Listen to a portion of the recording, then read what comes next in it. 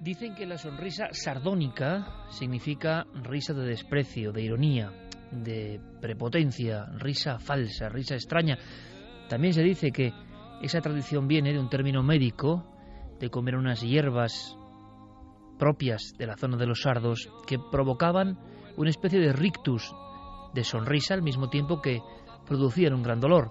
También se decía que los sardos más jóvenes solían matar incluso, leyenda o no, a los miembros más ancianos, a sus propios padres incluso, en un barranco entre extraños cánticos y risas. De ahí viene eso, risa sardónica. ¿Y por qué hablo de este término? Porque a mí es lo que me parece que surge, quizás sea mi imaginación, no lo sé, pero a mí, estando en el estudio preparando el programa, me ha venido esa escena.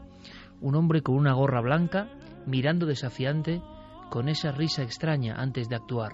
Bueno, pues detrás de esta imagen, muchas más cosas, sorprendentes sin duda, alarmantes para algunos sin duda también, las claves que vamos a dar, pero tenemos que hacerlo.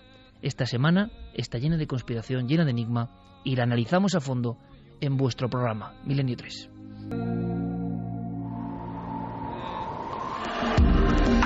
Nunca antes habías estado tan cerca de lo desconocido. Milenio 3. Cadena Ser. 1:43 con Fermín Agustí en nuestra redacción y con Noel Calero con estos sonidos. Sonidos de misterio y de conspiración. Porque esto no es solo un acontecimiento, unas bombas. Esto no es solo que esta misma semana haya llegado un sobre con una sustancia terrible. La ricina es una sustancia terrible en busca de Obama, de alguna manera. No. Esto es que ya el ámbito de la conspiración está llegando a unos niveles como nunca antes habíamos vivido, creo yo. Veréis, esa fotografía del hombre de la risa sardónica y del niño de 8 años, que ojalá descanse en paz, se produce frente al portal 666, también se ha hablado de esto, de esa importante avenida de Boston. La gente de Boston, por cierto, ha dado un ejemplo, ¿eh? La gente de Boston, todos a una, han ido a buscar a los sospechosos, ahora hablaremos más, pero a veces uno se siente empequeñecido viendo ciertas reacciones en ciertos lugares, ¿no? De cómo todo el mundo piensa que alguien ha atentado contra la paz de su lugar y actúan. Se ha hablado de atentado de falsa bandera. Simplemente voy a dar titulares. Algunos se alarmarán. Yo no los estoy exponiendo como realidades que yo crea, ni nadie del equipo. Simplemente lo que está ocurriendo, que es el gran fenómeno, lo que está pasando en estas horas, es que millones de personas, cientos de millones de personas, están accediendo primero a esta información que yo estoy dando ahora, antes que a la información, como decía Javier Sierra, sosegada de los medios convencionales. Los medios convencionales, lo siento, pero nos hemos quedado todos en otro plano. La información va por otra vía. Esa información habla de Blackwater, SEALs, otros equipos, atentado de falsa bandera, autoatentado en los Estados Unidos para poder reaccionar en contra del Islam y de ciertas naciones. Esto se está publicando. Fotos dobles donde la misma víctima de un suceso luctuoso ocurrido en un parvulario hace unos meses vuelve a aparecer ahora. Se habla de sospechosos en las azoteas, se habla de un montón de cosas, incluso de la presencia de un misterioso ente, el Mahdi, de el anhelo del pueblo iraní, sobre todo en que vuelva una figura de este tipo que combatiría con el anticristo. Bueno, todo esto, ¿qué tiene que ver? Pues tiene que ver porque, al parecer, hilan estas creencias a uno de los sospechosos, que es el hermano, además, que parece que tiene más influencia sobre el sospechoso número 2, el hombre de la gorra, el de la sonrisa. Bien, todo esto ha ocurrido y mucho más que vamos a conocer. Si queréis, para abrir fuego y que inmediato Santiago Camacho, por supuesto, y Javier Sierra nos cuenten todo lo que van averiguando, y abrimos abanico. Carmen está con un montón de información de lo que está ocurriendo en tiempo real, de la cantidad de fraudes y verdades que se están mezclando, cómo poder llegar a la verdad. Lo primero que me llamó la atención en esta historia de Boston, aparte del drama evidente, es que se publican al día siguiente, compañeros, unas fotografías de unos tipos singulares que parecen paramilitares. Les fotografían una especie de símbolo o de calavera, y yo ya no sé si les fotografían o se lo añaden con Photoshop, porque aquí estamos ante la gran encrucijada. Ya no solo la información fluye libre por todo el mundo a la velocidad de la luz e impacta en todo el mundo como ningún otro medio soñó jamás, sino que la informática nos permite herramientas que deforman la realidad. Ya no sabemos si el tipo de la gorra estaba allí o no estaba, sinceramente. Parece que sí, pero puede que no, no lo sé.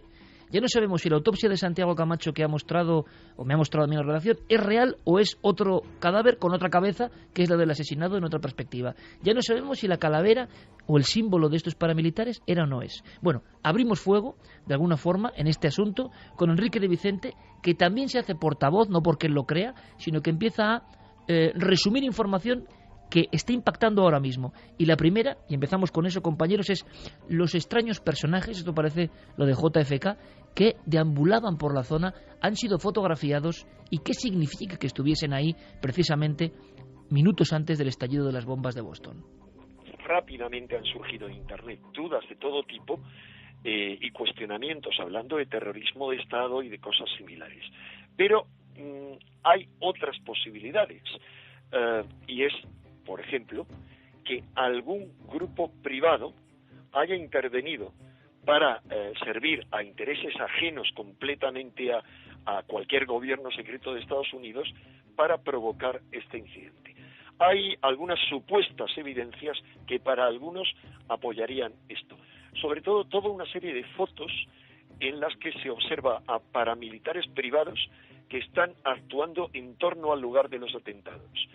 Se ve perfectamente como miembros de una compañía, de una firma militar privada que está perfectamente identificada, que se llama Kraft International, y cuyo fundador es un miembro de los SEAL, es decir, el cuerpo de élite de la Marina Americana, y que tiene en sus gorras un logo que es una calavera en la que dice más o menos, creo recordar, que el terror es la mejor herramienta, algo similar.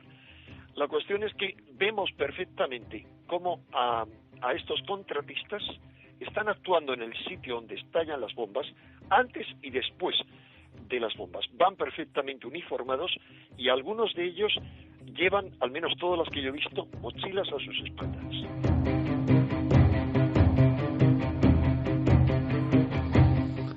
Santiago, Javier, todo vuestro. Vamos a ver, las fotografías en cuestión, la autenticidad es difícil de poner en duda porque proceden de diferentes aficionados, gente que estaba desde terrazas en sus casas, visionando la carrera a pie de calle, etcétera, etcétera, y efectivamente se puede ver un número indeterminado de individuos corpulentos, de porte militar, que llevan pesados anoraks, incluso para un día que no era especialmente frío, tan pesados como que parece que se adivina un chaleco antibalas de cierto volumen debajo, mochilas igualmente pesadas, pantalones caquis exactamente iguales en todos, botas militares también exactamente iguales en todos, y algunos efectivamente llevan esa gorra que lleva la calavera que identifica al equipo número 3 de los SEALs. O sea, la calavera es real, los señores que están ahí son reales. Sí.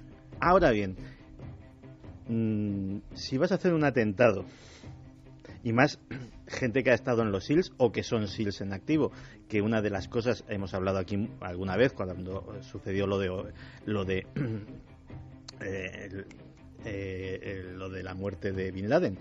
Hemos hablado aquí alguna vez de la excelente preparación de ese grupo, que entre otras cosas incluye el hacerse invisible en todos los entornos. Para que nos entendamos, es el grupo que habló de esto hace poco, que han muerto todos los que hicieron la operación de Osama Bin Laden. Efectivamente, o casi todos. Quiero decir, hay formas de ser más discreto. Lo cual no quita para hacernos ciertas preguntas, porque efectivamente hay el testimonio de Alistair Stevenson, que es el entrenador del equipo de atletismo de la Universidad de Mobile y que participaba en la carrera, que dice que efectivamente le avisaron a él y a otros corredores de que había él se interesó al llegar a la línea de meta porque vio unas medidas de seguridad extraordinarias. Y le dijeron que bueno, que se estaba llevando a cabo algún tipo de ejercicio para prever un simulacro de aviso de bomba. Así se lo tomó, pero que esa coincidencia entre el ejercicio y la bomba real se haya dado, pues nos puede indicar que pudiese haber una sospecha, un aviso previo, algún tipo de conocimiento de que esto iba a suceder, que no se quiso alertar a la población, que no se quiso montar un escándalo o suspender la carrera, y que sin embargo esto evidentemente no pudo ser controlado. Sí, esto es así, es horrible, ¿eh? Hay algunos corredores que han estado muchas veces en esa carrera de Boston, y en algunos medios de comunicación, entre ellos una radio de la localidad, aseguraban que nunca han hecho un simulacro de bombas. No había ocurrido otras veces. Que no había ocurrido otras veces, y que en esta ocasión incluso vio como perros, policías, estaban investigando algunas bolsas. Como la gente que estaba en las azoteas eran gente de las fuerzas de seguridad y que estaban armados por si ocurría algo.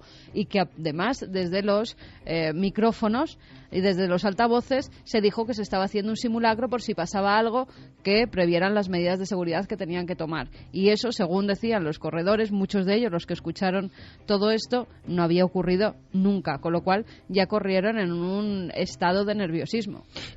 Javier Sierra mostraba recién salida del horno la portada del Mundo con una información que es verdad que impresiona. Ya yo no sé qué es verdad y qué no es verdad, que es la incertidumbre. Este es el nuevo actor no invitado en todo, ¿no? La incertidumbre gráfica, documental, historiográfica, pero hay una portada del Mundo que da un dato que, si es verdad, es estremecedor. Sí, la portada de mañana del Mundo dice que el segundo sospechoso, Sohar, tuiteó en el maratón de 2012 una amenaza coránica. Es decir, que desde hace un año ya existía el indicio de que, en fin, había por lo menos una persona en el entorno de Boston que profería amenazas sacadas del Corán, suras del Corán, que habían sido utilizadas por extremistas islámicos. ¿Y se sabe cuál es el contenido del Twitter exactamente? Sí, se sabe perfectamente cuál es el contenido de ese Twitter. Él lo emite a las 6:42 de la mañana del maratón del año pasado de Boston, en el que dice: gastarán su dinero y se arrepentirán, serán devorados. Es la sura octava del Corán.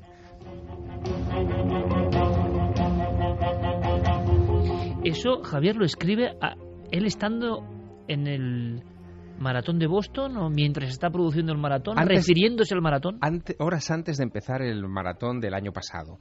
Al parecer este mismo joven, porque tiene 19 años, había estado, según las investigaciones del FBI que se han realizado en las últimas horas, tuiteando algunas frases de vez en cuando contra el maratón de Boston desde el año pasado. Exprofeso contra el maratón, porque sí. Te pregunto por qué, porque luego nos contará Santiago también la instrucción vía web de estos dos personajes. Pero claro, que hablen de una sura del Corán, dices en concreto, y que coincide en la fecha con el maratón de Boston contra Estados Unidos, contra el imperialismo, pero claro, que hablen refiriéndose exactamente a esa manifestación popular atlética que es el maratón de Boston, ya te deja un poco... Es más, el 22 de abril del año pasado, el 2012, el propio Yahar ya decía en Twitter: moriré joven, como...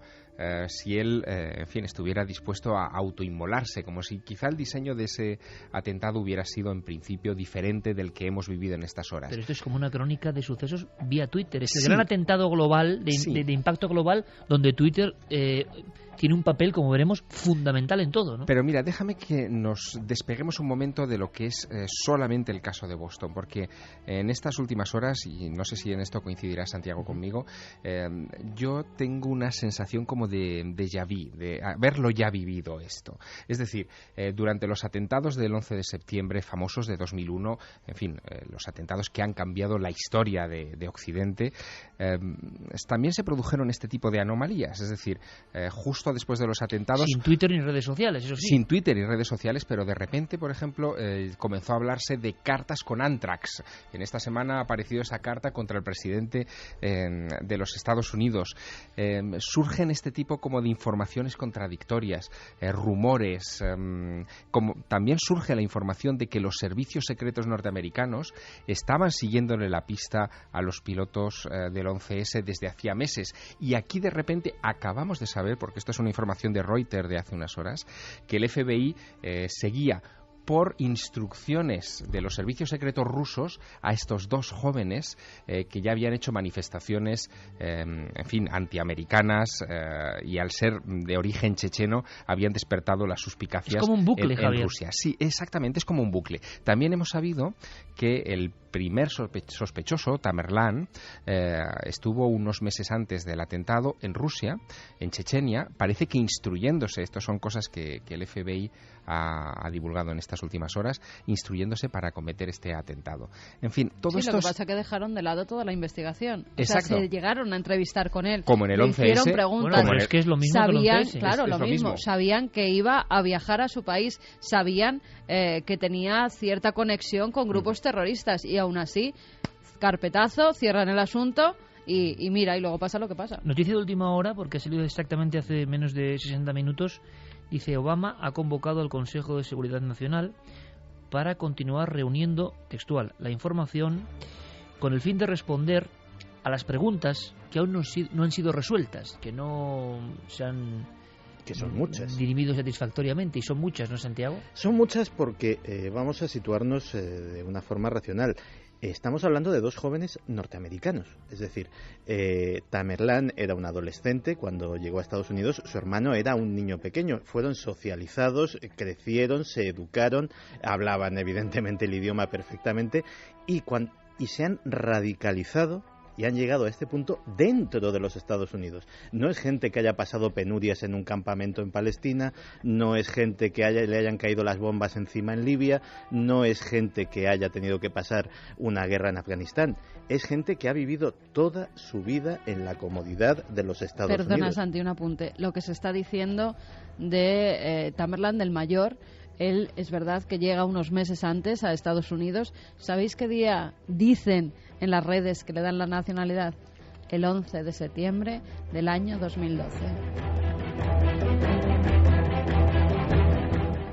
Sí, simbología, que ya tampoco sabremos nunca si es real o no, porque el Festival de la Confusión, Carmen, está llegando a unos límites que creo que nunca... Es la diferencia. ¿Recuerdas que en el 2001 yo creo que fuimos en la primitivísima ikerjimenez.com de los primeros en contar cómo aquella profecía de Nostradamus era un error sobre las Torres Gemelas y el 11S? Como las fotografías estaban trucadas, las de las Torres Gemelas que parecía que salía una cara, pero como claro, el helicóptero que decían que había sido la última filmación era falso. Parece que eso es arqueología comparado con la influencia ahora mismo de Twitter y de las redes sociales. Y a mí sí me gustaría, de verdad, esta noche, saber vuestra opinión, porque ya solo con ese sondeo vamos a tener una percepción. Podemos dar primeros datos de encuesta, eso sí, para ir viendo un poco la votación por dónde va. Y me imagino, porque he visto así como muy fugazmente la gráfica y creo que el resultado, yo creo que es como me esperaba. Vamos a ver si varía o no. Yo no sé si es como esperaban nuestros compañeros Santiago y Javier. Pues mira, la pregunta es: ¿crees que los únicos implicados en el atentado de Boston son los dos jóvenes sospechosos? Sí, 15,7%, no 84,3%. Por lo tanto, la incidencia en la mente colectiva, en el arquetipo del inconsciente colectivo de este tipo de informaciones no puede ser tomada ya como una minucia, como una marginalidad, como cuando Santi tocaba estos temas de la conspiración en 2003 al hacer su primer libro. Han variado mucho las cosas y de repente esta información, Javier, esta información salta en impacto colectivo respecto a la información supuestamente sesuda, seria, diplomática. Venga, incógnitas, datos, vamos a ir sacándolos. Pues lo primero, efectivamente, ¿cómo fue ese proceso? Es decir, ¿acudieron a alguna mezquita radical en Boston o en los alrededores? ¿Fueron captados por algún reclutador? ¿O simplemente eran personas que a través de Internet, como en un proceso de, entre comillas, búsqueda personal, fueron poco a poco recopilando información, fueron recopilando adoctrinamiento e incluso fueron recopilando el entrenamiento para hacer esos artefactos? Eso no se sabe. No se sabe si hay algún tipo de apoyo, no se sabe si alguien les indicó que debían hacer eso, si hay una tercera persona que no es un cómplice pero sí puede ser un inductor. Hay muchas Parece que preguntas. la versión oficial inicial es, con las reservas de Obama, es actuaron solos, ¿no? Como dos locos marginales un poco, ¿no? Esa es digamos, la hipótesis de trabajo con la que se está trabajando actualmente. Pero es una hipótesis endeble desde el punto de vista de que no explica exactamente eso, cómo dos jóvenes americanos de ascendencia chechena llegan a este punto. Por otro lado, quedan también por explicar el papel, por ejemplo, del gobierno ruso en todo esto. El presidente Obama ha dado las gracias públicamente a Vladimir Putin por la colaboración del gobierno ruso en la detención de estos dos individuos. ¿Por qué? ¿Qué papel ha cumplido Vladimir Putin y el servicio secreto ruso en todo este asunto? Esa es otra gran incógnita. Sabemos que desde los atentados del 11S, Rusia y los Estados Unidos establecieron acuerdos de colaboración muy intensos para casos de terrorismo internacional. ¿Quién se ha puesto en guardia inmediatamente y también a través de las redes sociales en estas últimas horas? Pues nada más y nada menos que el líder de la República Caucásica de Chechenia, Ramzan Kadyrov, que ha hecho unas declaraciones que son bastante tremendas. Dice que cualquier intento de trazar un vínculo entre Chechenia y los hermanos Tsarnaev, si son encontrados culpables, será en vano. Ellos crecieron en Estados Unidos, lo que decía ahora mismo Santiago Camacho. Sus opiniones y convicciones se formaron allí. Y dice, la raíz del mal hay que buscarla en América. Más cosas y enseguida vuestras opiniones, que creo que son muy importantes esta noche. Enrique de Vicente pone otro ladillo a esta historia, este reportaje central sobre conspiración y un hecho, por desgracia, actualísimo y propio de estos tiempos que vivimos. Aquí relaciona dos de los acontecimientos de esta semana y a mí eso sí me extraña y quiero saber más. Hay otro dato en el que nadie, ningún medio, ha relacionado con estas explosiones de Boston, que tienen todos los rasgos de los atentados de la extrema derecha, se hayan dado justamente unos días antes de que se cumplan 20 años, que se cumplieron hace 2 días, de la famosa masacre de Waco, o de Waco. Pues resulta que a muy pocos kilómetros de Waco, formando parte del mismo condado de Waco, en West, el mismo día del atentado, hay una misteriosa explosión que esa sí causa multitud de muertos. Nadie parece relacionar una cosa y otra, y realmente el que un acontecimiento de esos se deba a la casualidad, a la coincidencia, resulta tan anormal como que a dos vecinos les toque la lotería, uno un día y otro el día siguiente.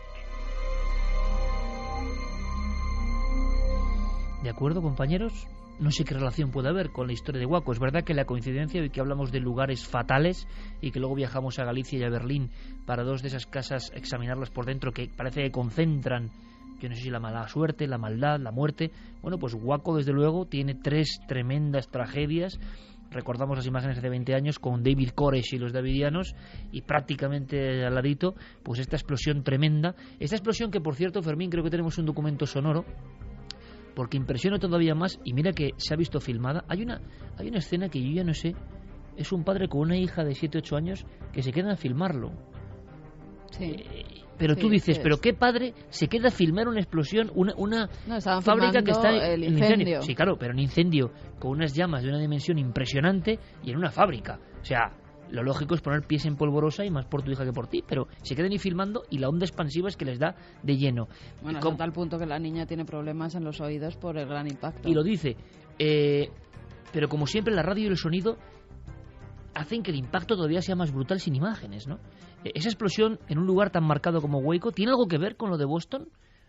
A primera vista yo no lo acabo de entender. Igual nos sacan de dudas nuestros compañeros, pero así fue el momento. Si faltaban pocas cosas, aparte del sobre con veneno ricina mortal de necesidad enviado a Obama, ocurría esto, casualidad o no, en una fábrica de fertilizantes, ¿no?, en pleno corazón de Waco.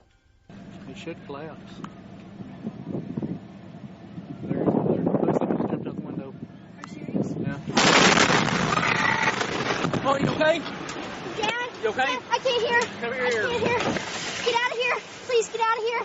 Oh, my God. Please get out of here. Please get out of here. Oh, my God. Dad, please get out of here. I can't Chloe. hear. I can't hear Oh, anything. shit. I can't hear anything. Oh, my God. la niña entiende además en cierto momento que no puede ir bien, que no puede oír nada. Sí. Es que es una escena tremenda porque el bramido de la explosión a muchísima distancia, ¿no? Ahora bien, en esta Semana Negra, recordando aquella famosa Semana Negra de la ciudad de Barcelona, ¿no? Por eso hemos puesto ese título dramático pero real.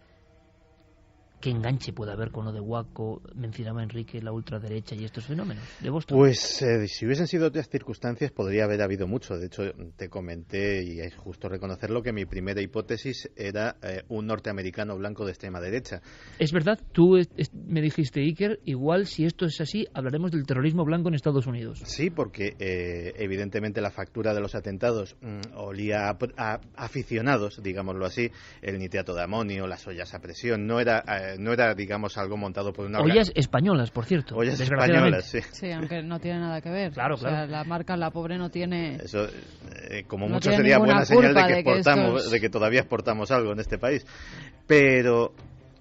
si hubiese sido así, sí, porque efectivamente no hay que olvidar que el segundo atentado más grave de la historia de los Estados Unidos, que es el atentado también con nitrato de amonio, parece ser que es el gran protagonista de esta noche, al edificio federal de Oklahoma City, llevado a cabo por Timothy McVeigh, fue un homenaje a las víctimas de Waco, fue un homenaje a los davidianos. Se hizo en el tercer aniversario, quiero recordar que fue el mismo día, el mismo 19 de abril. ¿Homenaje a Waco? Sí, así lo declaró Timothy McVeigh, que había sido precisamente pues a las víctimas del gobierno federal que había asesinado a David Koresh y a sus seguidores davidianos. Pues Timothy McVeigh, que era creyente en esa conspiración, se había tomado el brazo de la venganza y asesinó a 100 y pico personas, entre ellos muchísimos niños, porque el edificio federal de Oklahoma City tenía una guardería que fue precisamente la zona más afectada por la explosión, y fue precisamente por esta razón. Y en este caso la explosión de ese lugar también ha coincidido, sí en los días, pero... Ha coincidido en la semana, pero el final del asedio de Waco fue el 19 de abril. El 19 de abril se cumplieron exactamente 20 años, fue en 1993, y digamos que si hubiese sido la autoría, pues precisamente esto, de un grupo paramilitar de extrema derecha, que hay muchísimos y hemos hablado alguna vez de ello en este programa y en Cuarto Milenio en Estados Unidos, pues sí, podría haber habido una relación muy clara. Tratándose de dos jóvenes musulmanes radicalizados, pues desde luego la relación es nula.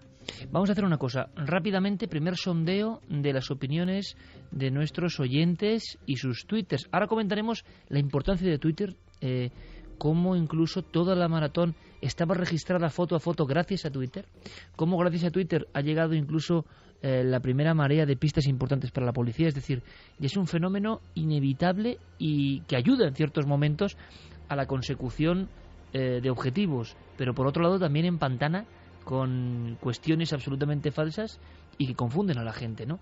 Vamos a escuchar precisamente esa voz popular de los oyentes y ahora continuamos con más enigmas. Vamos a escuchar tanto Twitter como Facebook, nuestros amigos y Google Plus, que nos van mandando sus opiniones a través de estas vías. Asier Vargas nos dice: buenas noches, vaya semanita negra y todo lo que hay en ese atentado es muy oscuro, pero lo más doloroso son esas víctimas. Yo tengo mis dudas. ¿Qué haría ese hombre en la azotea? Un saludo a todo el equipo. Yo lo sé. Vale, primera clave, hombre de la azotea. Es que además la propia audiencia va sacando claves, códigos, se habla, y recuerdo, por cierto, yo creo que a compañeros de programas deportivos, por ejemplo como Punto Pelota, que yo lo estaba viendo, me sorprendió la cobertura que hicieron, muy pegada a la actualidad, y yo quiero felicitarles sinceramente. Y hablaban en ese momento, claro, yo luego creo que también todo estaba llegando en tiempo real, ¿no? Y por lo tanto muchas veces se dicen cosas por la propia aceleración, pero hablan de una persona que huye en una azotea, ¿no? Y creo, claro, ya no sé qué es verdad y qué no, que era el Santiago Camacho, entre comillas, de aquel edificio, ¿no? Pues sí, el famoso hombre de la azotea no identificado ya ha sido identificado.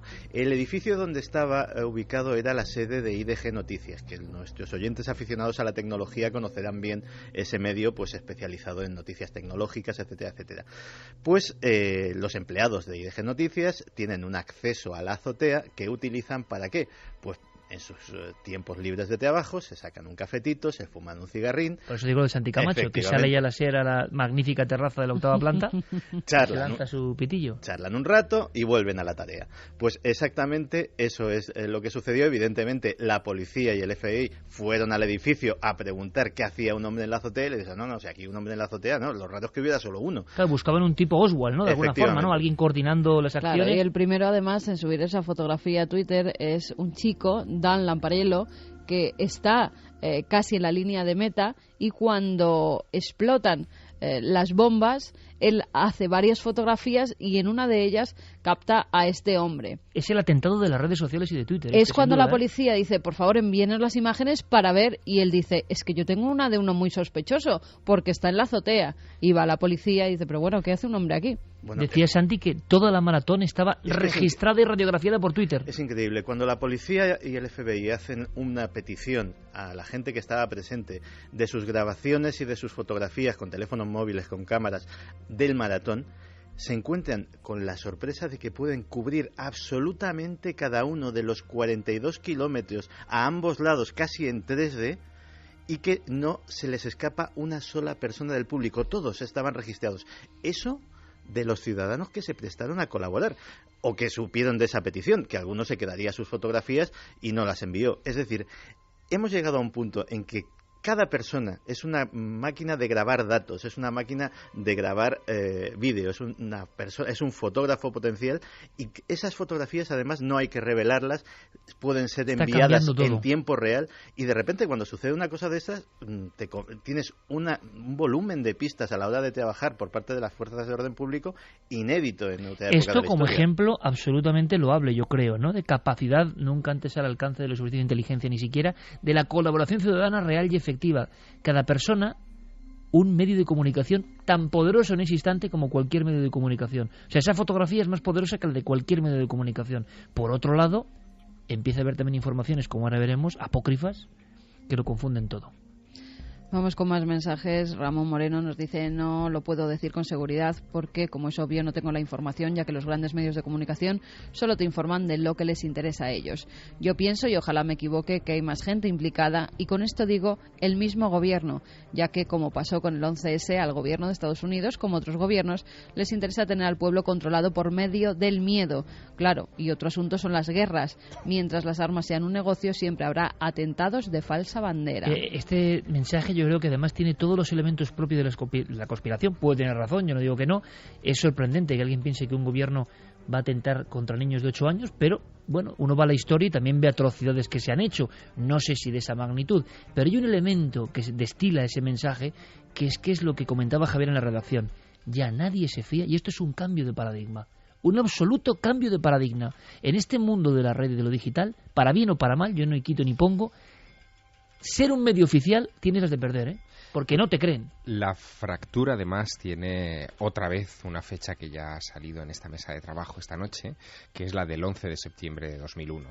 A partir de aquellos atentados contra las Torres Gemelas y, sobre todo, de la cadena de acontecimientos que se sucedieron después, la opinión pública en los Estados Unidos comenzó a desconfiar hasta del presidente de los Estados Unidos, del presidente de la nación. Es la primera vez en la historia que ocurre algo así de ese país. Es decir, de repente el propio presidente de los Estados Unidos se sabe que miente a la opinión pública. Bueno, Watergate un poco antes, ¿no? Pero bueno, sí.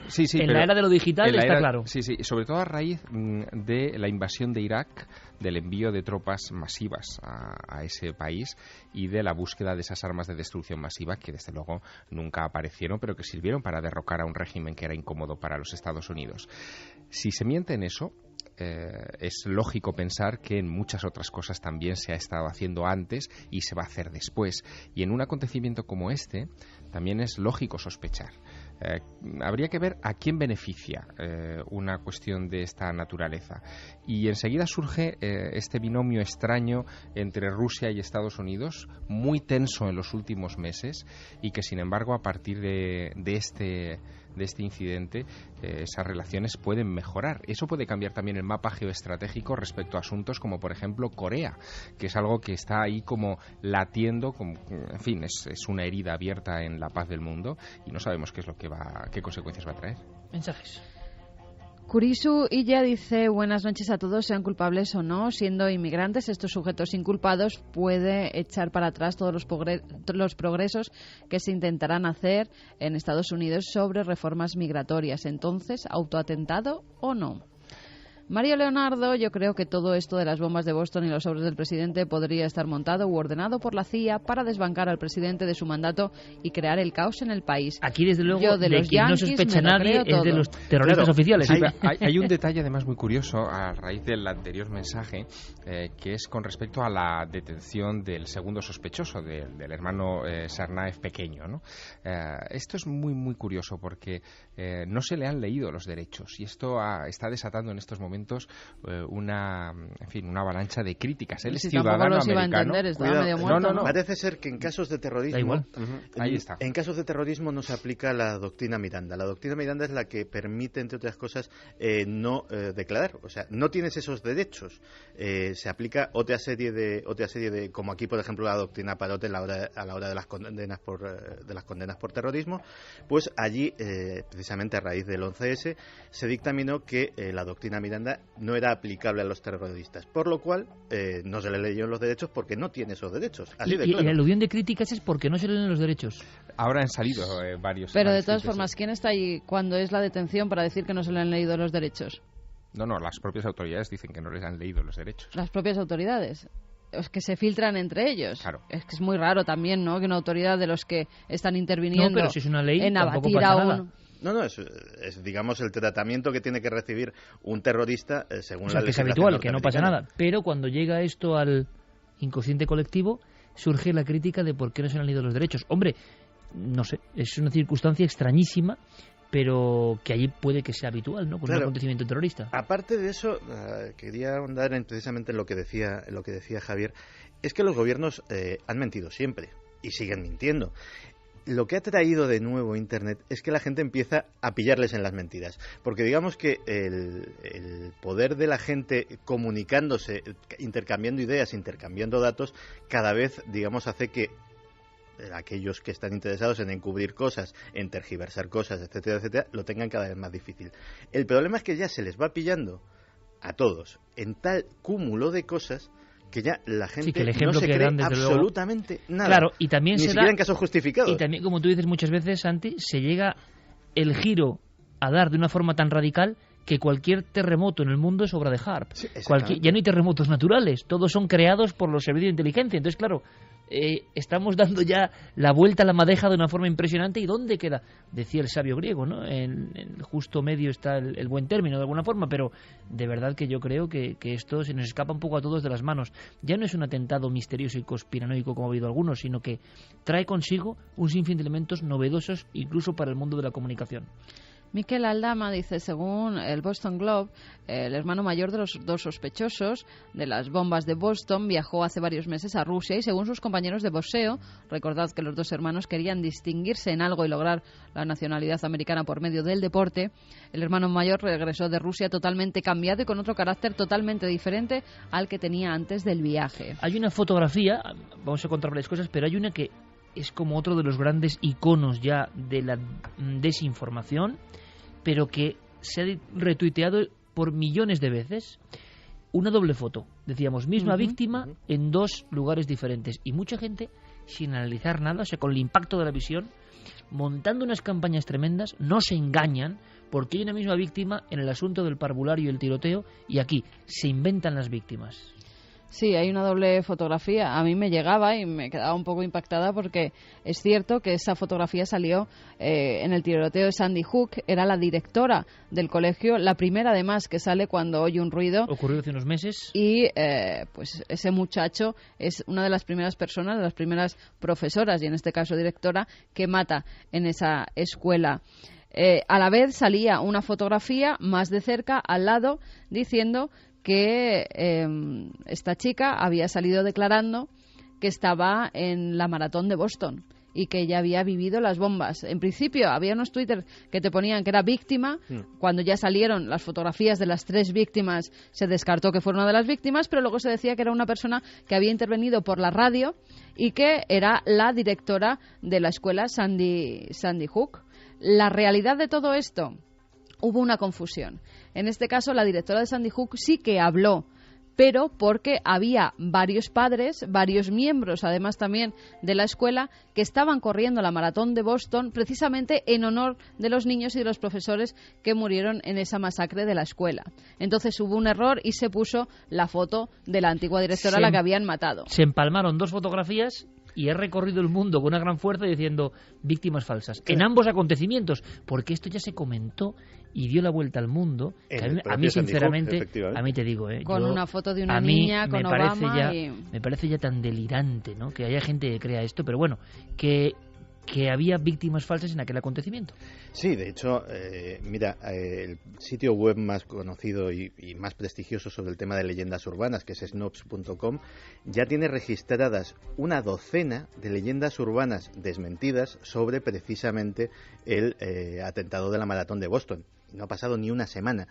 Para que te hagas una idea de hasta qué punto, digamos, el conspiracionismo barato, por llamarlo de alguna manera, empieza a aprender en Internet. Los primeros tweets de carácter conspirativo empezaron a surgir, se empezaron a detectar 24 minutos después del estallido de la primera bomba.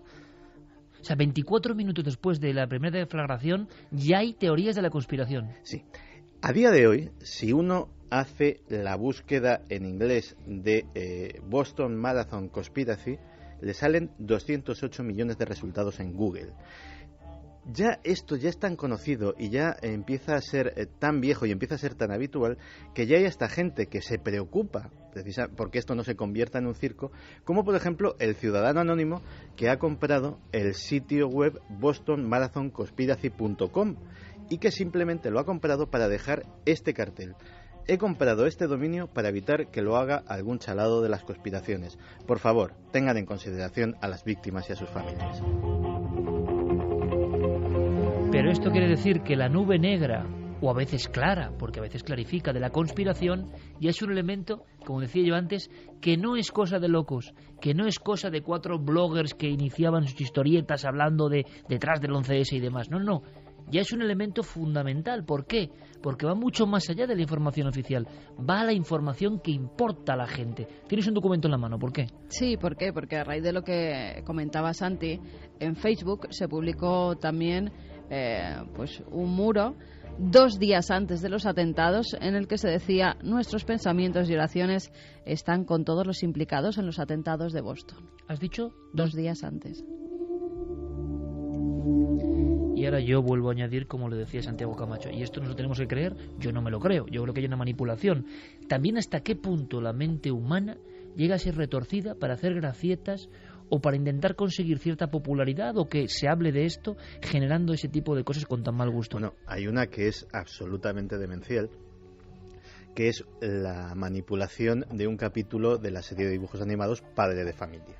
Ha circulado ese vídeo por internet y es un capítulo en el que no sucedía eso, pero para llamar la atención sobre una presunta profecía en Padre de Familia del atentado de la maratón de Boston, un capítulo que acababa con que efectivamente el protagonista, Peter, activaba una bomba que derribaba un puente hablando por el teléfono de un terrorista, pues se han manipulado esas imágenes para que parezca que eso sucede en la maratón de Boston y así pues poder difundir la leyenda urbana de que esto ha sido así. ¿Por qué ahora ocurre algo que es sorprendente? Y quiero además, Javier, que nos cuentes algún detalle del siguiente corte de Enrique de Vicente, que es potente porque ya mete el mundo de las creencias islámicas y es muy interesante. Pero claro, ya no es que la información corra supersónica y le dé igual. Sí que hay un cambio importante y algunos grandes de esa conspiración, no sé si de barata o de lux, no lo sé, pero ya lo informaban y me parece muy interesante. Internet homogeneiza todo. Ya nadie es más que nadie. Ya un gran medio en Internet pues puede tener más o menos impacto dependiendo de la noticia, no del medio que sea. Ojo, y esto hace que todo cambie. Todo ha cambiado y quien no quiera verlo le va a pillar la marea. Pero lo interesante o lo inquietante es que también ha cambiado la herramienta con la que cualquier persona desde su propia casa puede modificar un capítulo de Padre de Familia, puede colocar una fotografía falsa, puede cambiar una cabeza de una autopsia o puede poner una gorra donde no está y mandarlo de inmediato al mundo virtual con una audiencia de miles de millones de personas. Esto es un territorio con unas posibilidades infinitas, para bien y para mal, como siempre. Pero hay un personaje, el Mahdi.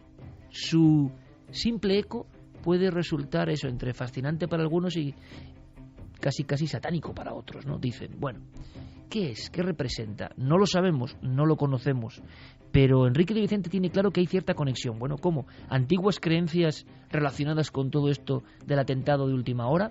Nos lo cuenta y Javier Sierra nos da un apunte. ¿Para qué sirven, en teoría, para los conspiranoicos atentados como este? Es muy simple, para provocar una guerra contra el islamismo radical, porque todos los prospectivos calculan que en cosa de medio siglo, si no se le frena de forma radical, el Islam podrá haber conquistado la práctica totalidad del planeta. Hay una primera pista que apunta ya directamente hacia Irán, que puede apuntar hacia Irán en este atentado de Boston. Y es, las televisiones han dicho que este muchacho estaba obsesionado por la idea del Mahdi. El Mahdi es el Mesías que espera el Islam y al que esperan de forma ferviente el presidente Ahmadinejad y muchos dirigentes de Irán, que aparecerá para combatir al anticristo occidental y instaurar otra forma de Islam. 2:26. Tenéis las vías abiertas, por supuesto, a través de Nave del Misterio, en Facebook, en Twitter, en Google+, una encuesta que cómo va, Carmen, lo comentamos para saber exactamente en cada momento si esa balanza se ha movido o no se ha movido, o sigue todavía el platillo de uno de los lados de la conspiración. Muy poquito. ¿Cómo es? Sí. Volvemos a repetir la pregunta, Iker. Todo el que quiera puede votar en ikerjimenez.com. La pregunta es, ¿crees que los únicos implicados en el atentado de Boston son los dos jóvenes sospechosos? Se ha movido nada, porque no un 84,2% y sí un 15,8%. Casi hay 1.000 votos, más de 1.000 votos dados hacia el lado de la conspiración. Si esto tiene algún tipo de viso o de certeza sociológica, es tremenda, ¿eh? Pero Javier, en este mundo digital, en este mundo de redes sociales, en este mundo cambiante absolutamente y que genera un nuevo universo a partir de ahora, desde luego, nos estamos dando cuenta, todavía tienen fuerza los viejos mitos, los viejos símbolos, las realidades un poco daimónicas que decimos, ¿no? De lo ancestral. Y en el Islam también existe. Que sea una cultura iconoclasta no quiere decir que no tenga esos mitos poderosísimos, ¿no? En ellos creen dirigentes muy importantes.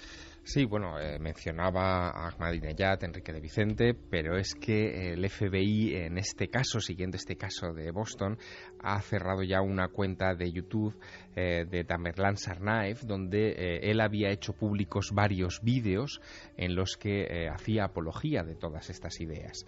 Esos vídeos ahora mismo están en proceso de estudio y ya aparecen esos nombres clave. Por lo tanto, en fin, se puede pensar que efectivamente había ciertos rasgos de fanatismo islamista detrás de todo esto. ¿Cuál es el problema? Pues que de nuevo se pone en riesgo las relaciones con islámicos tradicionales que no tienen nada que ver con estas ideas extremistas y que no llegarían en ningún caso a plantear una ofensiva de esta naturaleza. Pero bueno, este tema nos va a llevar a una situación bastante comprometida en las próximas semanas. Y luego un comentario, Iker. Antes comentábamos el asunto de que ahora un solo hombre a través de las redes sociales puede inyectar una información y cambiar un poco el panorama de la realidad. ¿Qué es lo que buscamos? Es decir, ¿qué es lo que buscan la mayoría de internautas que tienen redes sociales y que buscan de alguna manera darse a conocer a través de ellas? Buscan lo mismo que los grandes medios de comunicación: audiencia. Y esa audiencia se consigue en base muchas veces a exageraciones, a manipular exageradamente imágenes, vídeos, sin importar demasiado, porque ahí no hay códigos deontológicos ni profesionales, sin importar demasiado lo que se haga, y también ayudando a sembrar de caos y de información espuria en las propias investigaciones de los expertos, ¿no? Los vídeos de Tsarnaev son información útil, pero si aparecen más vídeos manipulados relacionados con este asunto, van a entorpecer, indudablemente van a ralentizar la investigación y pueden, que esto es lo más grave de todo, pueden llevar a conclusiones equívocas en una cuestión que empieza a ser sensible. Lo que parte de dos jóvenes de 26 y de 19 años, de repente puede afectar a relaciones internacionales importantes.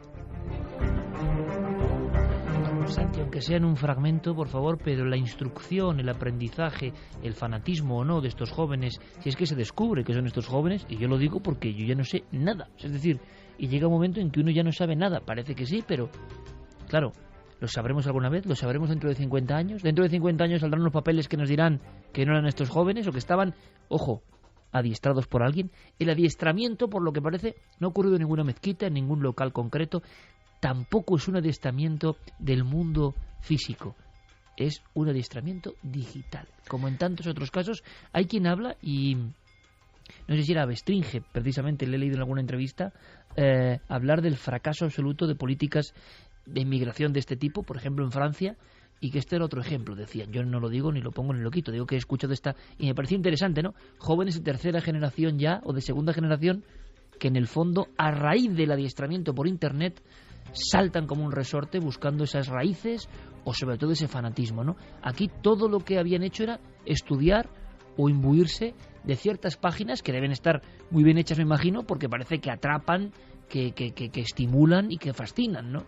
Por un lado, las páginas donde se adoctrina en las formas más radicales, más incitadoras al odio del Islam. Y luego, evidentemente, mismamente el artefacto que se utilizó, la bomba de olla a presión, hay una página web que lleva a Al-Qaeda oficialmente.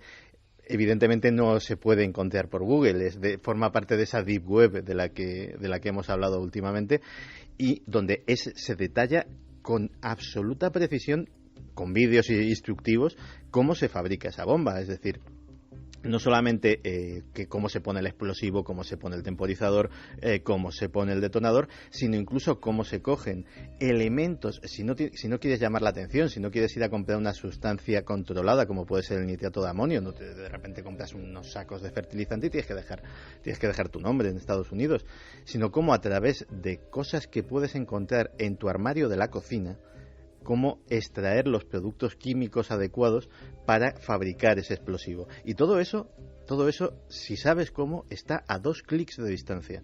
Es decir, no es tan difícil. Bueno, fíjate, a raíz de lo que decía Santi, salieron también unas imágenes de unas cámaras de seguridad que teóricamente habían sido grabadas unos días antes por alguien, también con gorra, que iba a comprar unos productos químicos y que no se los vendieron, que podía ser una tercera persona implicada en el atentado, la que consiguió esos productos que podían luego explosionar. La realidad, se ha sabido que son unas imágenes de cámaras de seguridad de una fábrica que robaron en 2011. O sea que son imágenes completamente antiguas que no tienen nada que ver con los atentados de Boston.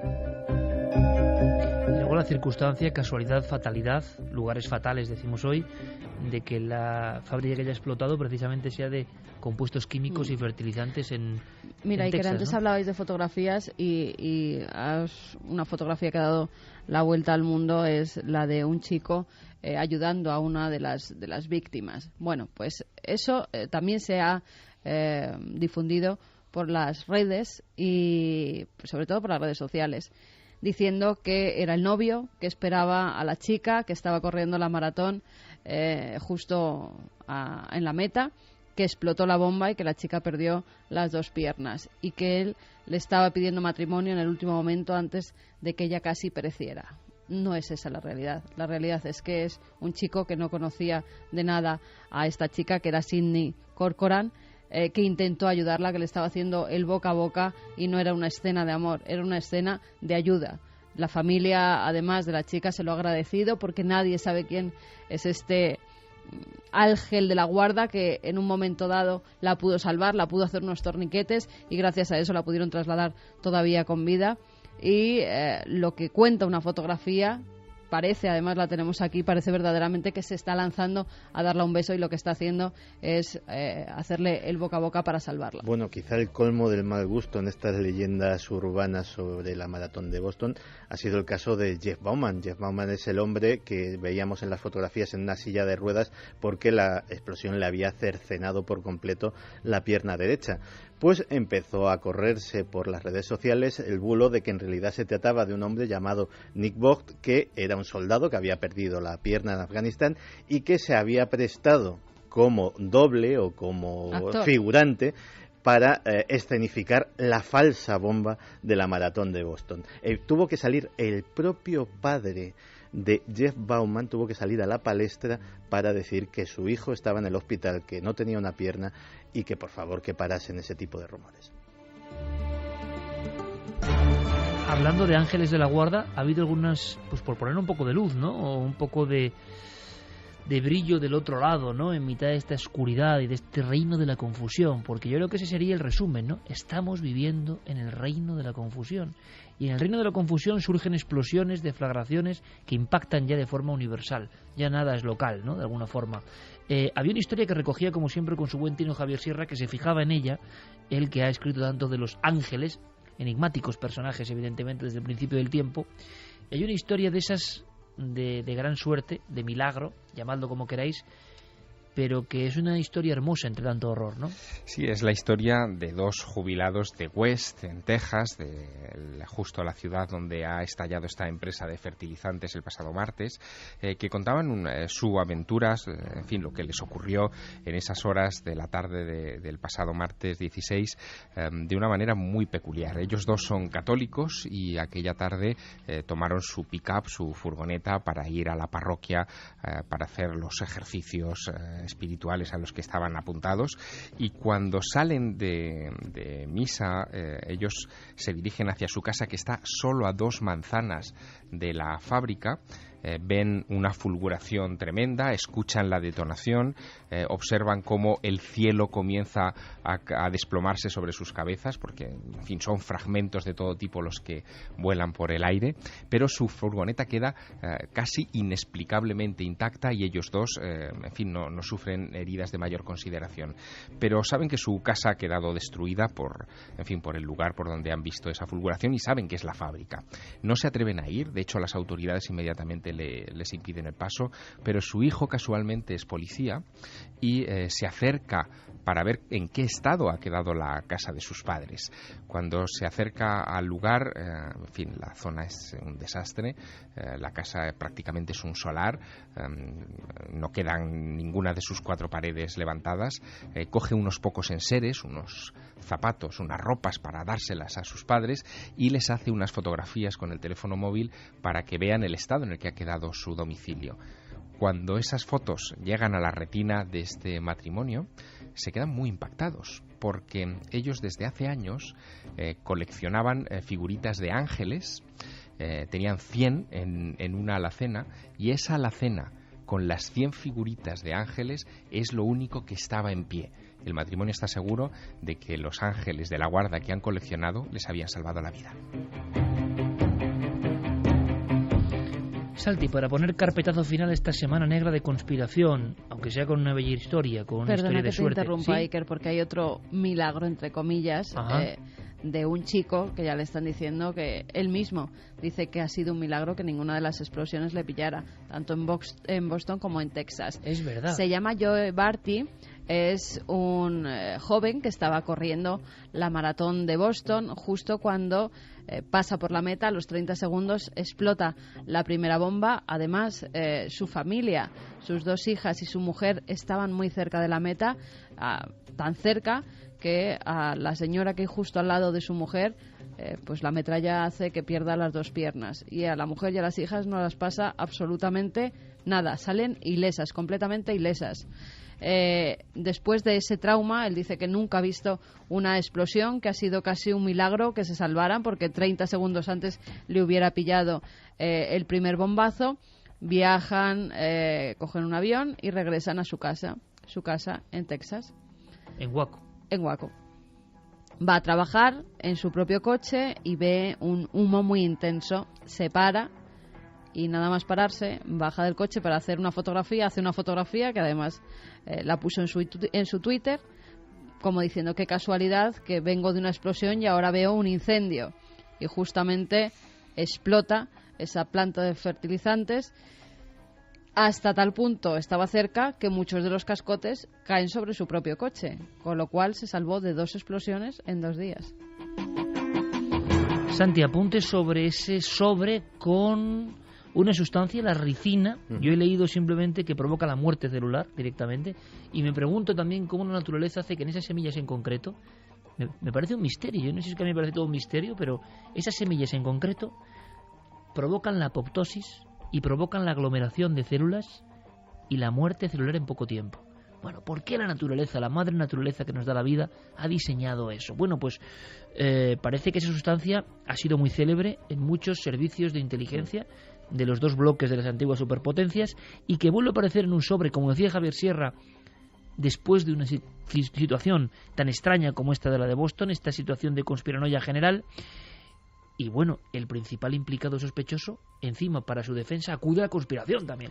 Pues sí, es una historia muy curiosa. El implicado, el sospechoso, Paul Kevin Curtis, que todos lo habremos visto impersonando a Elvis Presley, parece ser que es un entertainment, es un cantante imitador profesional, ¿no? Imita a diversos tipos, pues es un tipo bastante peculiar. Dice que él no ha sido... el perfil que tienes de amigo de Santi. No, es que es un amigo de Santi completo y lo vamos a ver ahora mismo. Dice que él no ha sido... Claro, un imitador de Elvis Presley, mandando un sobre para envenenar al presidente Obama, o sea, eso es, y experto en conspiraciones, es un amigo de Santi en toda regla. Obama, a un senador de Mississippi y a un juez también del estado de Mississippi. Mandó 3 cartas. Y este tipo, cuando se le ha pillado, pues según las declaraciones de su abogado, dice que es completamente inocente, que él es un chivo expiatorio, que ha descubierto una red de tráfico de órganos dirigida por el gobierno de Estados Unidos y que precisamente por eso le quieren quitar de en medio, que él no tiene ninguna relación con esas cartas y parece ser que era un teórico de la conspiración muy activo en diversos foros, en diversas páginas web muy conocidas. O sea, un forero de tus colegas, digamos, es el que ha lanzado la carta contra Obama con ricino de verdad. Él dice que ricino no. De verdad. Él dice que no. Él dice que no y su familia dice que costaba mucho que se tomase la medicación, literalmente. Pero la sustancia era ricina real. Sí, la sustancia parece ser que es ricina real, que además, como muy bien has dicho... Sustancia que te mata, ojo, ¿eh? No, que te mata a unas cantidades ínfimas, inhalada es mortal de necesidad. Con 1 miligramo creo que mueres. Sí, de hecho, tenemos el caso célebre del disidente búlgaro Markov, que lo mataron. Con el paragüitas, ¿no? Con el paragüitas en Londres, y la cápsula de ricina que le inyectaron con ese paraguas trucado era más pequeña que la cabeza de un alfiler. Y eso sirvió para que en 24 horas Markov estuviese muerto. Es decir, estamos hablando de una sustancia altamente letal. Terminamos con ronda de mensajes porque luego entre dos mundos vagaremos por esos lugares fatales. 2 casas sobre todo, que contaremos alguna más, han sido protagonistas. Merece su tiempo, el asunto es un dossier que pone los pelos de punta, pero terminamos esta carpeta de la conspiración y de la actualidad con mensajes de nuestra audiencia. Ernesto Cabello dice: soy Ernesto de Granada, el mundo está llegando a su fin, cada vez somos más negativos, el mundo necesita la vuelta de un gran hombre. Martín Copede: cuando escucho las leyendas urbanas en base a los acontecimientos como el atentado de Boston me avergüenza la especie humana. Susana Pérez: con tantas manipulaciones, montajes, bulos y falsas leyendas ya no sabes qué creer.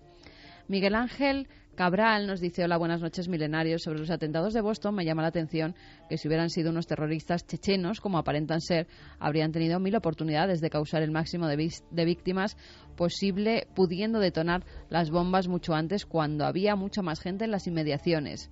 Pero igual no lo tenían tan fácil. No era, posiblemente sí era uno de los momentos de mayor afluencia. Ten en cuenta que después de la primera media hora es cuando entran lo que se suele llamar los charity runners, los que van allí, digamos, por pasar el rato, que son casi la mayoría. Es decir, están los que ya han llegado, los deportistas profesionales, etcétera, etcétera. Luego es cuando llega el grueso del pelotón, que son los aficionados, y precisamente es en ese momento cuando eligieron para detonar. Sí, porque yo recuerdo la imagen de un viejecillo, ¿no? Que se cae además por la explosión. Sí, que se convierte en la imagen de la tragedia, ¿no? Sí. Miguel Ángel decía: esa espera al final de la carrera revela para mí que no había intención de causar el mayor daño posible, sino minimizar las posibles bajas, y eso para unos terroristas no cuadra. Autoatentado, falsa bandera, muchas dudas, como estáis relatando. Jesús García Blanco: preguntarle a Santi si ve relación entre el atentado de Boston y la aprobación de la ley CISPA de vigilancia cibernética a los usuarios de Internet. Hombre, en principio sería un argumento a favor, pero desde luego no. Si está apuntando a que sería para favorecer... ¿Qué es esa ley, Santi? ¿Es una especie de...? Sí, es una ley, digamos, para intentar controlar un poquito más precisamente este tipo de cosas, sobre todo personas que accederían a contenidos potencialmente peligrosos para la seguridad nacional, entre otras cosas. Y en ese sentido, evidentemente sería un argumento a favor, pero sugerir que se ha montado un atentado de falsa bandera para aprobar una ley de Internet me parece como poco exageradito. Que se estaba aprobando además ese mismo día o un día después. Sí, por ahí estaba, sí. Por eso lo relacionan. Roser dice manipular un episodio de Padre de Familia para que parezca el atentado de Boston. ¿En qué mundo vivimos? Black Cat dice, por fin alguien relaciona los atentados de Boston con la explosión de la fábrica de fertilizantes del día después. Dice que no entiende cómo nadie lo había relacionado. Yo he llegado a leer que lo de la fábrica de fertilizantes fue un misil. O sea, directamente ese tipo de cosas. ¿Cómo era aquel bestseller después del 11S? El primer bestseller conspiranoico, incluso antes de Santiago Camacho, fue Thierry Missan, ¿puede ser? Que hablaba de un misil. De hecho, está mal decirlo, pero ese libro llegó a España gracias a mí. Yo fui quien puse otro de tus amigos, ¿no? A los editores que, por cierto, en la pista de aquello. No se ha vuelto a saber de él, ¿no? Tú eres un poco su... No, sí se sabe de él. Thierry Missan sigue siendo el responsable de la Red Voltaire, que es un medio de Internet muy prestigioso. Claro, yo le había perdido la pista, pero tú en tus círculos lo tienes perfectamente fichado. No, y te puedo asegurar que ¿Tu amigo Thierry? Que en el entorno conspiracionista o conspiranoico, Thierry Missan es de los personajes de más acrisolado prestigio en cuanto a la exactitud de las cosas, o al menos lo argumentado de las cosas que dice, o lo soportado por pruebas. Un día me vas a contar los diferentes baremos y fases del mundo de la conspiración. Antes has dicho conspiración de baratillo. ¿Y cuál es la más acrisolada o la más deluxe, no? Mira, ¿y tú dónde estás? Y ya me pregunta, o sea, dentro del ranking quiero saber, pero eso me lo cuentas otro día. ¿Dónde está Santiago Camacho con la bandera de España? Fíjate, ¿es Santiago Camacho? En la conspiración de Baratillo y Thierry Missan serían exactamente los dos extremos. Es decir, digamos, la máxima calidad. Thierry y es un lord en el mundo de la conspiración. Thierry es un tipo que realmente merece la pena de ser seguido, no solo por los aficionados a esto, sino por la población en general. Pero España no volvió a ver ningún éxito de Thierry Missan. Y también es curioso, ¿no? No, realmente en el mundo editorial aquello fue un bombazo, y de hecho en la editorial de Marra me lo siguen agradeciendo todavía que les diese aquella idea, pero efectivamente luego no ha sido ningún bestseller por aquí. Nos estaban apuntando además a la novela que parece que predijo los atentados del atentado de Boston. Aquí tendríamos un futility también en el Titanic, ¿no? Dicen. Sí, porque 11 años antes, en 2002, se publicaba el libro de Boston Marathon Thriller. Es un corredor profesional, corrió muchas veces en la maratón de Boston, y un día corriendo dice que sintió temor por si alguien ponía una bomba, que qué pasaría. Él lo llegó a pensar en una de esas carreras, hasta tal punto que después de los atentados del 11S decidió escribir esta novela como algo que podía ocurrir. Es Tom Lonergan, el autor, y le han preguntado si esto ha podido suponer que uno de estos hermanos se la leyera y que intentara basarse en la novela imitando los hechos. Él dice que prefiere pensar que no. Bueno, vamos a dejarlo aquí. La información es muchísima. La encuesta, imagino que termina en el mismo baremo prácticamente, con un sinfín de votantes. Lo agradecemos mucho porque ha sido en tiempo récord. También el esfuerzo a nuestro compañero Guillermo León. Podemos dar prácticamente en que podéis seguir votando, por supuesto, si queréis, ¿no? Porque va a ser un buen elemento, pero... Sí, acaba en que el no gana por 84,1 frente a 15,9.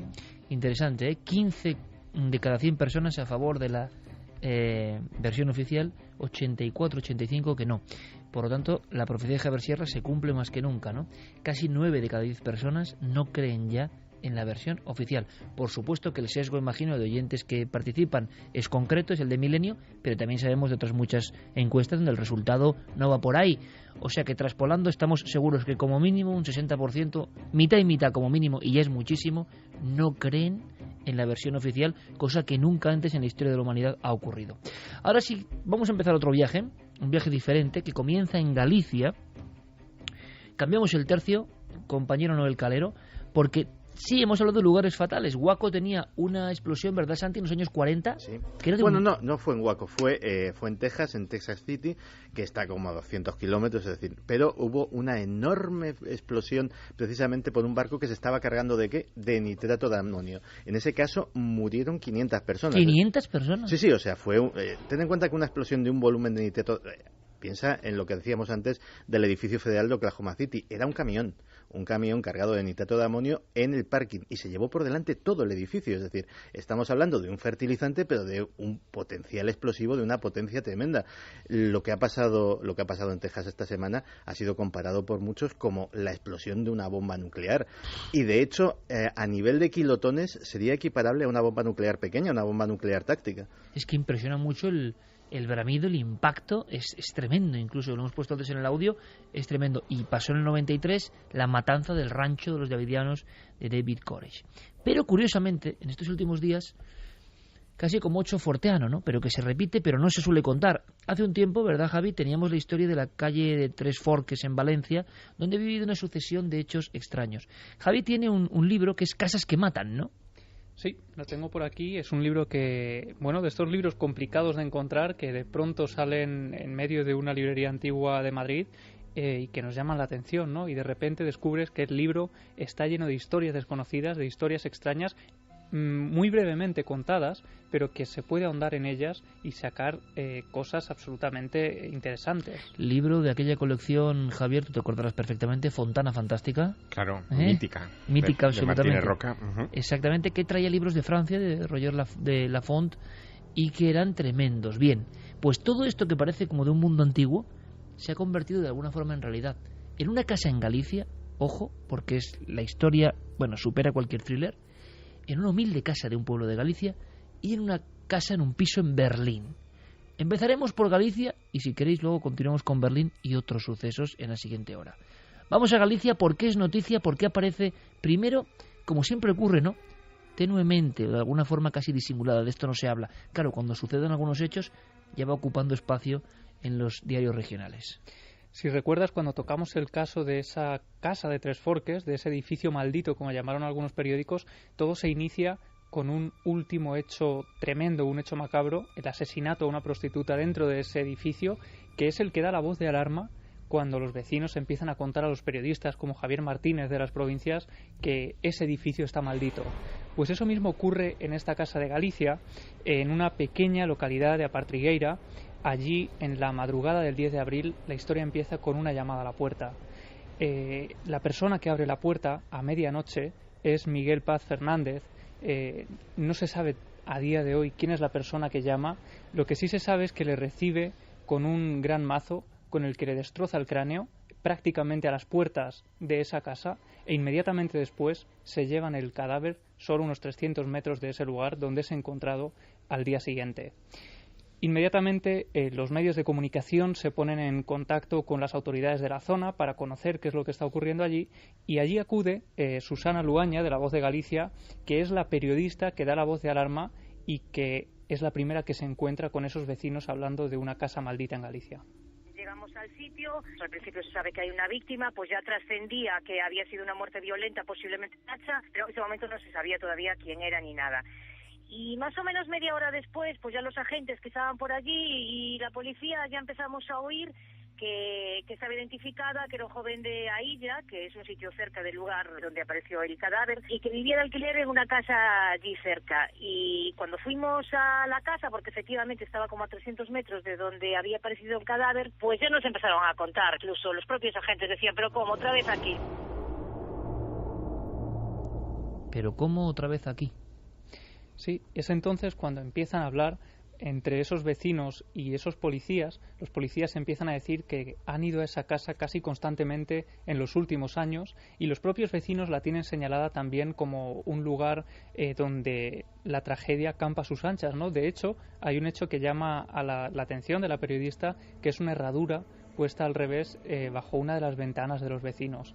Y allí le empiezan a contar que, por ejemplo, una de las primeras personas que pierde la vida, uno de los primeros inquilinos que pierde la vida relacionado con esa casa, es uno que se muere en un accidente de tráfico a unos kilómetros de la casa, como si hubiera sido perseguido por ese influjo maligno, como diría Roger Laforest en este libro.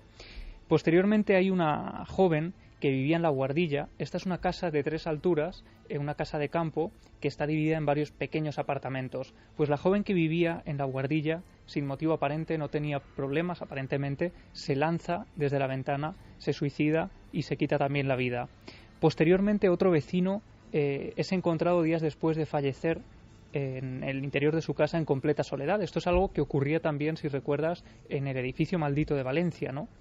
Y posteriormente Manuel Piñero, uno de los últimos, 56 años, es atropellado por un conductor que se da la fuga y es encontrado por los dueños de un bar cercano a solo unos metros de esta casa maldita, como la han bautizado los medios, de Apartrigueira.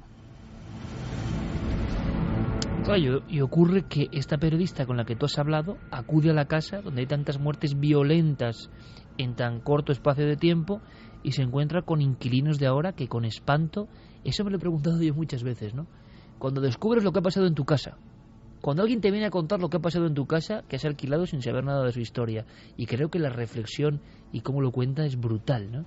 La reacción de esta mujer ante la periodista es brutal, ¿no? Sí, porque hay opiniones para todos los gustos. Hay algunos que, lógicamente, intentan quitarle hierro al asunto. El vecino, por ejemplo, que ha colocado esa herradura bajo su ventana, intenta restarle importancia diciendo que, bueno, él tiene ese amuleto para traer mejor la buena suerte, pero sin embargo hay personas, y si quieres sí que escuchamos esto de voz de la propia periodista, que están planteando marcharse de allí cuanto antes.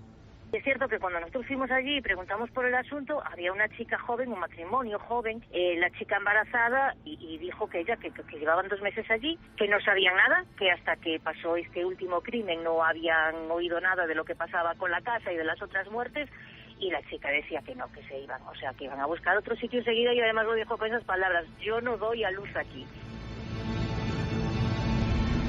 Creo que es como muy gráfico, ¿no? Yo no doy a luz aquí. Y esto refleja una realidad que muchas veces se solapa, pero que luego, como veremos en la siguiente hora, indagando en la historia, no es un caso único ni mucho menos.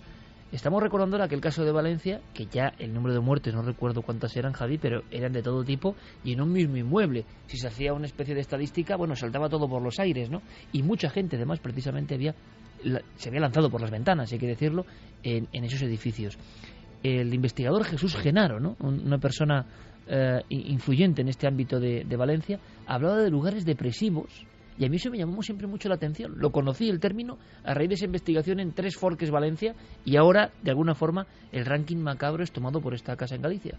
Jesús Genaro, que sin duda es uno de los investigadores que más se ha metido en estos ámbitos también, ¿no?, de la psicología, y decía que efectivamente desde los primeros asentamientos en Europa se conocían este tipo de lugares que llamaban a la fatalidad, que llamaban a la muerte, lugares, según sus palabras, en los que los animales iban a morir, que los pastores esquivaban porque sabían que sus ovejas no daban la mejor lana, que sabían que eran lugares donde se incitaba la agresividad de las personas, donde se producían cambios de humor que podían llevar a la propia depresión y a cometer estos crímenes. Y este tipo de lugares, efectivamente, según nos comentaba Jesús Genaro, eran evitados por los primeros asentamientos que intentaban establecer sus fronteras con esos sitios y adentrarse mejor en los lugares relajantes, que eran sitios que posteriormente fueron convirtiéndose en santuarios, en lugares como templos, en balnearios, y utilizando también otra tercera categoría, los lugares eufóricos, para establecer allí sus plazas y sus centros de comercio. Lugares eufóricos, lugares relajantes, lugares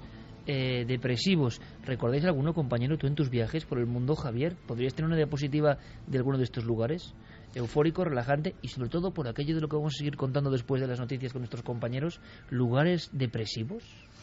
Bueno, depresivos quizá en el desierto de Atacama, viendo las momias del desierto de Atacama, yo ahí sentí un vuelco en el corazón, de verdad, de esos lugares que me dejaron marca. El peso de los milenios, ¿no? Quizás sí, quizás fue ese. Y volviendo también a cosas relacionadas con la muerte y con las momias y con el pasado, algunas tumbas intactas del antiguo Egipto, donde todavía estaba la momia, visitadas con Nacho Ares, por cierto, en la orilla oeste del Nilo, también eran de esos lugares que impresionan. Interesante, compañero. Santi, mañana te veo.